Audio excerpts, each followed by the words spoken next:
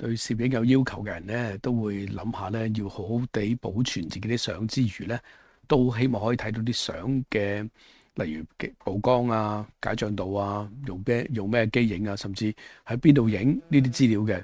咁今日介紹咧就係一個軟件叫做 Photo Prism。咁咧佢就有齊晒頭先講嗰啲嘢啦，而且係好妥善地幫你歸類嘅，而且仲係有 AI 功能，佢可以自動幫你辨認一啲嘢喎，例如咧。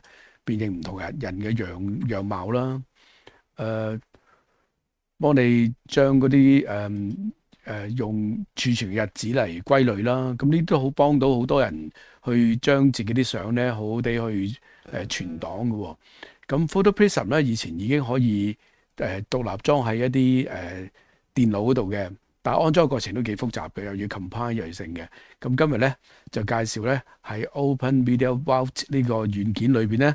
安裝 Photo Prism 啦，咁其實佢只係其中一個 surface 係一個 surface 嚟嘅啫。咁裝咗之後咧，就可以用呢度嚟管理噶啦。以前安裝 Photo Prism 咧就比較麻煩嘅，因為佢又要用下載好多 package 啦，又要compile 咧，都幾複雜嘅。不過如果喺 Open Media Vault 嗰度咧，就簡單得多啦。咁我哋就登入咗個 Open Media Vault 先啦。登入之後咧，我哋可以首先咧就去 System Plugin 嗰度就揾 Photo Prism，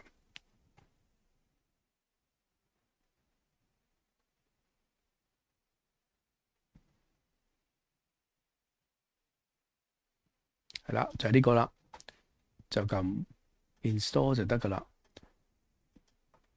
咁就都要裝幾耐嘅，耐心等待。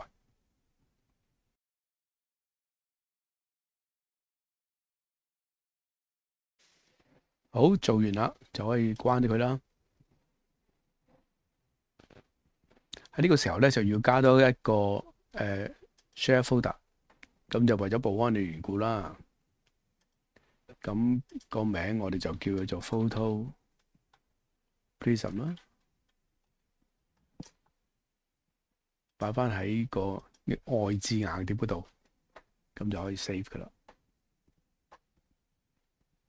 好，今次我哋設定埋先至一次過 apply 所有嘅更改先。而家我哋喺 Surface 嗰度 Photo Prism， 咁就當然要開咗佢啦。好，我哋 set 儲存位置先，就係 Photo Prism。咁 Application Data 都係 Input 都係全部擺晒 Photo Prism 嘅 folder 嗰度。咁好啦，呢個係乜嘢嚟嘅咧？其實 Photo Prism 咧可以用唔同嘅 login ID 同 password 登入嘅。不過咧個結果，所有嘅相片咧都係儲存喺同一個位置嘅，即係基本上咧都冇乜幫助嘅，都冇咩私隱嘅設定喺裏邊嘅。咁倒不如咁，我哋省卻咗唔需要打 ID 同 password 咧，就仲簡單啦。所以我哋 click 埋 public。咁如果 read only 嘅話咧，即係話所有人用 Photo Prism 入嘅時候咧，都唔可以上傳相嘅。咁如果我哋係當一個家庭 share 啲 data 嘅，咁其實都可以嘅。咁我哋一齊可以儲存啲相喺同一個位置啊嘛。好，我哋就 save 咗佢啦。咁跟住就一次過去 apply。Yes。好，完成咗之後咧，我哋可以 click 個 UI 噶啦。或者再講多少少嘢先。Photo Prism 咧都係一個 web base 嘅application 嚟嘅。咁咧即係話咧就同你個Open Media Vault 咧都係一樣啦，都係 web base 嘅。咁同一個 IP 嘅話，咁我哋點樣可以分到兩個網頁咧？就係用 port 啦。其實我哋呢個 Open Media Vault 咧就係用 port 80嘅，咁所以唔使打都係入到去 port 80噶啦。但係如果第二個 port 嘅話咧，我哋要另外打一個 port number 嘅。咁我哋一撳個 UI，你就會見到噶啦。相同嘅 IP 就係192.168.1.18啦，就係跟住 colon 嗰個就 port number 嚟噶啦，colon 2342。咁而家就唔需要打任何密碼，已經入咗嚟噶啦。咁呢個就係 Photo Prism 嘅界面啦。咁我哋睇到有啲功能啦。咁我而家已經可以上傳啲相噶啦。其實我都可以用我嘅電話上傳啲相嘅喎，咁我就用我哋嘅 browser 啦，咩 browser 就得噶啦，咁直接登入 PhotoPrism 嗰個嘅 ID 同 password，因為我之前已經 set 咗啦，其實都係打翻一樣嘅 link 啦，192.168.1.98:2342，咁就入到噶啦。入咗之後咧，方便下次進入嘅話咧，不如我哋 set 咗 bookmark 啊，咁就撳呢個啦，直頭係 add to home screen，用翻 PhotoPrism 嘅名啦。好啦，而家加咗喺呢度啦，咁我哋 click 入去啦，我就上傳啲相啦。咁上傳相就好簡單啫，都係撳呢個啦。我哋去咗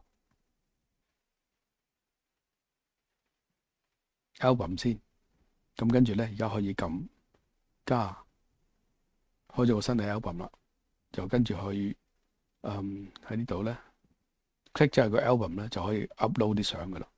upload 咁就係我自己 browse 啦，browse 我自己嘅 photo library 啦。咁呢度可以有好多 photo 嘅，咁我揀一啲合適嘅相，有人物噶啦。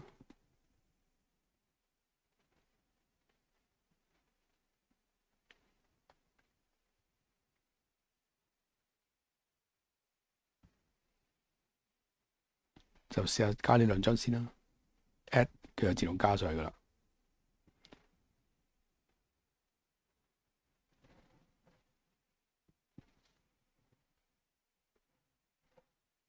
網頁界面呢邊咧，電腦呢邊咧，其實一樣係同步嘅。第一次上相咧就會慢少少嘅。好，上完相啦，我哋又不如睇下呢邊電腦呢邊啦，都見到嗰兩張相啦。咁大家見到啦，呢度有好多 information，就係包括你係用乜嘢嘅影相嘅工具啦，個相機係乜嘢啦，個曝光率啊、快門啊，全部有晒。相信好多專業攝影師咧，呢啲對佢嚟講都好有幫助嘅。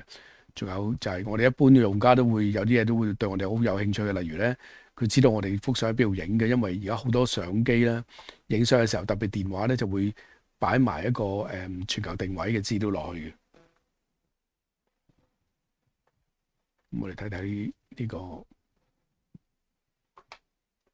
place 啦，大家見到啦，佢 show 到張相喺邊度影嘅，都幾方便㗎。仲有佢仲會揾到啲人頭出嚟嘅人物，而家未 show 到啊，應該佢會繼續去偵測嗰啲人面嘅。咁 PhotoPrism 就有呢樣嘢好玩啦。咁如果要揾一啲人，可以 click 呢個people，咁佢就可以揾到某一啲人嘅相片啦。而且做管理都好方便嘅，佢除咗可以 set album 之外咧，仲可以 set 唔同嘅 folder。喺 folder 嗰度咧，你都可以加唔同嘅 folder 啦，跟住咧就可以管理一啲嘅相啦。而且亦都可以喺 location 即係 place 嗰度咧，我哋會 click 到喺邊個地方有啲咩人物，有啲咩相片啦。咁就係 PhotoPrism 咧，仲有好多功能嘅。我呢唔喺度長講啦。如果有人用過 PhotoPrism 嘅話，相信都唔會覺得佢係陌生，會發掘到裏邊有好多好好用嘅地方嘅。